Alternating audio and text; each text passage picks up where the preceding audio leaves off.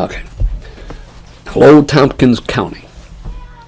My name is Rodney Glass, RG to most people. I was born and raised right here in Tompkins County, and I wrote a book. The name of it is A Man Named Clarke. It was in the year of 1831. It's about Tompkins County history, just upstate history, basically, all about the town of the little village of Ithaca. Back then it wasn't a township, it was just a small village, 6 blocks square. I wrote this on a dare for my daughter, and my youngest. I told her the story when she was about 12, and my grandfather told me the same story when I was a young lad, about 12 years old. And I didn't really believe my grandfather at the time, because he always told whoppers. But I told it to my daughter, and they act like my grandfather was telling me a fib too. So we went to the DeWitt Historical Society and looked up the person and everything, and then some that wasn't there. My grandfather told me about this man and this family, Clarke. He made it feel like they're related to me, because my mother would always say, over my great-great-grand Aunt Fanny, you would. You will, or something like that. And so I asked my grandfather about this, and he told me everything about it. I started writing this in the year 2000. It's now 2014. It took me this long just to get it where it is now. So I'll start with volume 1. It was by the time I got done writing it, it was over 1,200 pages long. So my editor, Mr. Steve Weed, suggested that I put it in 2 volumes, volume 1 and volume 2. So I had done that, and the first volume is called Man Named Clarke, volume 1, The Trial. In this volume, it'll tell you about the man, and it's fictional, based on an actual event that really happened in Ithaca, believe it or not. And there's a trial. The man was tried. That's what this book here is about, the trial. And the person that's going to be covering the story is an investigative reporter, fictional, John Taylor from New York City. He comes out, he worked for the Saturday Evening Post. He come up on stage from New York City to Ithaca, and along the way he met there was another person aboard the by the name of Cachotai. It's Isabella. She rode up with him because she had business in Ithaca. Her family owned a furniture shop in Jersey City. So they kind of rode up together. And within that period of time, the 5 days it took, they got to know each other a little better. And she got ill towards the arrival of Ithaca. And they still kept, through the whole story, they kept their friendship and relationship together. Now, about the man named Clarke. He lived in Ithaca. He was a shoemaker. And before that, he was a school teacher in Wilkesboro, Pennsylvania. And his wife, Fanny, my aunt, was a school teacher in the same village or town of Wilkesboro. And he was a veteran of the War of 1812. And before they were married, he promised that he would bring the COWs to her when the war was over. For those who don't know what COW means, it means a confirmation of wedlock. COW. That's when they got married, is when he got back after the War of 1812, which was 1815. And because there wasn't any jobs really available in Pennsylvania, he moved to New York, to Ithaca, New York, and worked for a shoe maker. He was a cobbler, you might say, of shoes. and they were married for 15 years before the act of what we call today post-traumatic stress disorder. It's what we call it today. Back then there was no name, no cure.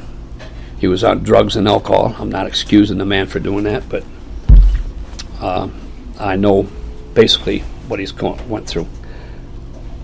But he committed a murder. He murdered my aunt with an axe in front of his children. And that's what this is about. First thing is the trial. It'll tell you characters that are starting into the story. It'll tell you about the trial. The trial was 2 days long. And some people have read this said, well, why is the trial so long? Well, it was only 2 days. So what I tried to do is put you there in 1831. So when you read this, your mind will put you there because of how I worded it. Okay, so if you read it right, you will be there. So if you had a cup of coffee, you could sit down, and you're not going to read it in one night, not unless you're a speed reader. I don't know too many of them. I know I'm not. It took me 14 years to write this thing. So, but so what I'm trying to do, book one is the trial. It'll tell you everything you need to know about Mr. Clarke, what led up to what he did, and I don't know why he did. I have my own assumptions of why he did what he did, but that's me as a writer. I hope you enjoy Volume 1, called The Trial, because Volume 1's a red copy, by the way. You can get these on Amazon. I think that's the name of the place, Amazon and Barnes & Noble. Okay, Book 2 is blue. Okay, Book 2 will tell you what happened after the trial, and the characters build their relationships with people that are from the town. This is what happened after the trial. Book 2 is the interviews that Mr. Taylor did, which was never done. Okay, this is me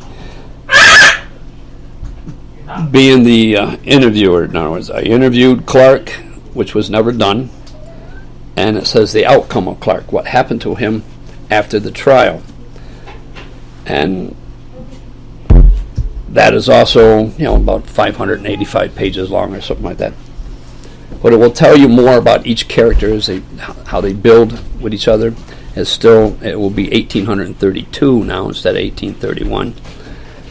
The man was tried and convicted, sentenced to hang in February the 2nd. Now there's been some debate about the actual date, but the most research I can find is February the 2nd.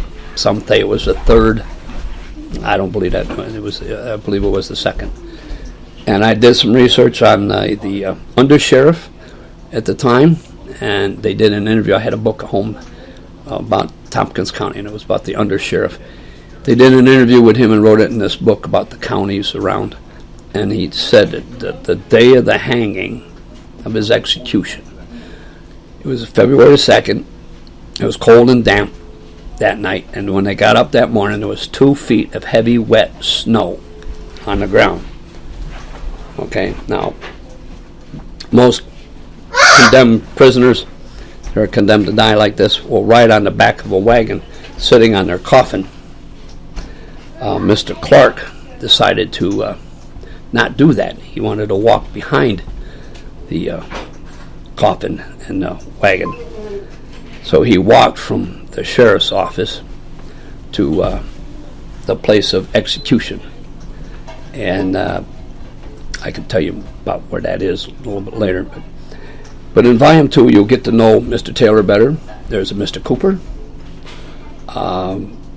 Miss Cachotai and her family, and some of the other people that were involved here. They're fiction, my imagination at work. My mother always told me I had an imagination. Now I guess I proved her right. But it is a fictional story based on an actual event. And you can look this up anywhere you want, and you'll find out that, yeah, it happened. Not exactly the way I wrote it, but it happened. But I had to make the story worth reading, or I failed in my abilities to do that. All I got to say is that Mrs. Ferner would be proud of me now if she read this. That was my English teacher back when I was younger. Most of the T-Burg people know who she is, or was. But, yeah, my daughter challenged me on this. My daughter Val, she, when I told her the story and I said somebody should write it, she says, why don't you? I said, because I'm not a writer. Well, she challenged me, and I did it. And a lot of patience between 14 years and working. That's kind of hard to work at the same time and write, you know. But I've done it. I hope people enjoy it as much as I had fun writing it. I mean, there were some times that my mind went blank, but that happens when you get older. I don't know what else to say more about that. I don't have a literary agent or a publisher, so therefore that is why I'm here. I'm trying to tell you about the story the best I can without giving everything away. I don't want to do that. You know, it wouldn't be fun now, would it? I would want to know more about it. But if you get volume 1, it's like walking into a movie. If you don't get volume 2, then you're not going to know the outcome. Okay, if you get one before the other, then it's like walking in the middle of a movie without seeing what happened first. That's all I have to say about that. But I think it came out all right. If there's any misprints, I don't know if there's too many. If there is, that is not of my fault or my editor's. It's just probably the way it was printed out. If you do find something, you can get a hold of me on my website here and tell me what page and line. You know, count the lines down. Let me know what line it is so I can give it to my editor and we can rearrange that and put the right words in or reword it to where it sounds better, because I'm not sure every page how it came out. So counting on readers to tell me that. I don't know what more I could say about it other than that.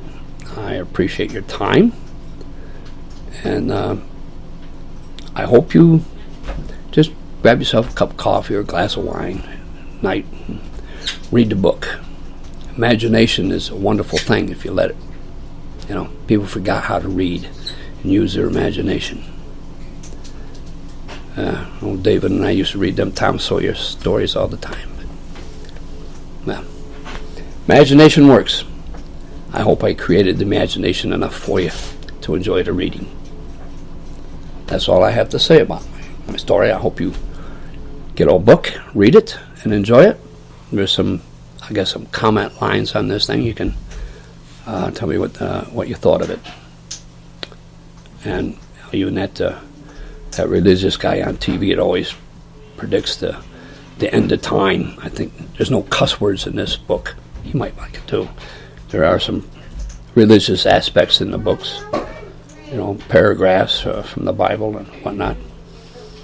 And back then, people were God-fearing people. Everybody went to church. That's basically, you know, nobody cussed. If you see anything in there, you won't find any swear words or what am I thinking about? Sexual contact kind of stuff in this book. No.